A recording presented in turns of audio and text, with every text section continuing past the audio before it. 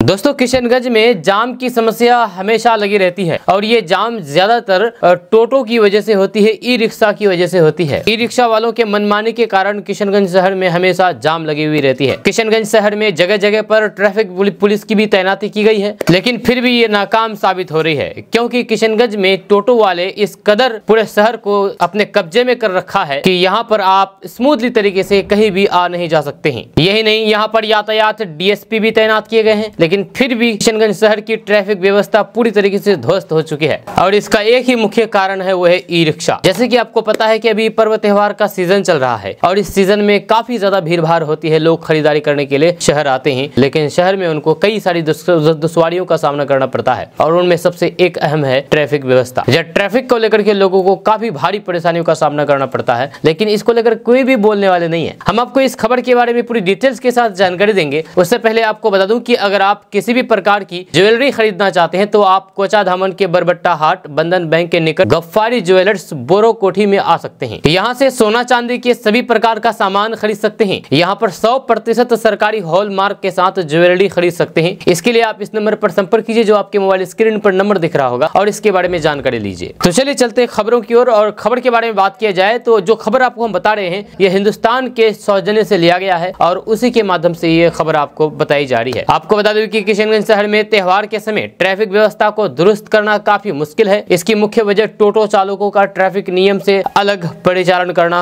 माना जाता है। या कोई ऐसा रोड नहीं जहां पर टोटो वाले अपने मनमानी नहीं करते हों। किशनगंज जिले में इसी साल यातायात व्यवस्था को सुचारू करने के लिए सरकार की ओर से यातायात थाना खोला गया। यहाँ पर यातायात DSP भी तैनात किए गए। किशनगंज शहर में ट्रैफिक व्यवस्था के सुचारू रूप से परिचालन के लिए जगह जगह ट्रैफिक पुलिस की तैनाती भी की गई। इसमें अधिकांश जगहों पर महिला होमगार्ड भी तैनात किए गए, लेकिन होमगार्ड के भरोसे ट्रैफिक व्यवस्था दुरुस्त करना मुश्किल लग रहा है। दीपावली से लेकर के छठ पर्व तक यहाँ की ट्रैफिक व्यवस्था पर भारी दबाव रहता है। जब पर्व में खरीदारी करने के लिए जिले के ग्रामीण क्षेत्र के लोगों के अलावा जिला से सटे पश्चिम बंगाल के सीमावर्ती गाँव के लोग भी यहाँ आते हैं, जिस कारण बाजारों में भारी भीड़ उमड़ पड़ती है। ऐसे में ट्रैफिक व्यवस्था को संभालना चुनौती भरा होता है। या कभी कभी तो जाम लग जाने के बाद ट्रैफिक पुलिस भी बेबस हो जाते हैं। या धनतेरस के बाद दीपावली पर्व की खरीदारी काफी जम करके हुई। ऐसे में बाजार में भी भीड़ जम करके हुई, लेकिन बाजार में टोटो चलने से लोगों का पैदल चलना मुश्किल हो रहा है। ये स्थिति देखी गई है। आपको बता दें कि किशनगंज शहर में अब तक टोटो के लिए कोई भी स्थानीय ठिकाना नहीं है। ऐसे में टोटो चालक अपने मन अनुसार सड़क पर कहीं भी गाड़ी लगा करके रोक करके सवारी बैठा लेते हैं। जब पहले से निर्धारित सड़क सुरक्षा समिति की बैठक में कई बार टोटो के परिचालन को लेकर के रूट चार्ट तय करने और फिर जोन वाइज स्थल चिन्हित करने की बात